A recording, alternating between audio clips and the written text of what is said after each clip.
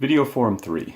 The first thing that popped into my head when I started thinking about what could bond me with somebody, what pop culture item could bond me with somebody, was definitely going to be sci-fi movies. I love anything Marvel, but also Star Wars, Star Trek, you name it. I'm a big nerd that way. And whenever somebody that that maybe I'm having a conversation with and it's not going so well, I might mention one of those and hope that they pick up on it and and we can start talking about it.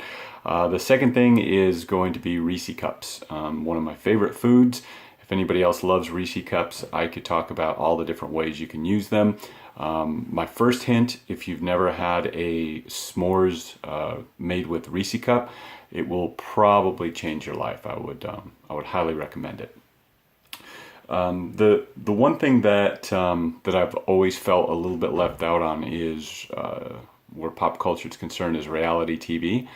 I really can't get into much of it at all. I remember when Survivor first came out, I was kind of excited because I thought it was going to be purely a contest of, all these different challenges, physical challenges and how to survive, etc.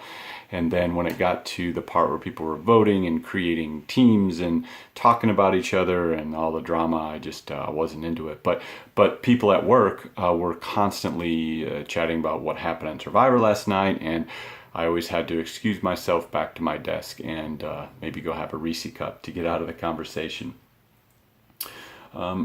This one is probably going to get me in trouble, but one thing that I don't really understand the fascination of is baseball. I don't hate it, but I don't know that it belongs in the same list of sports as football and basketball and soccer and hockey. So when I met a buddy of mine at work for the first time, for some reason we started talking about football, and one of us kind of hinted that maybe baseball was a little bit less exciting than football.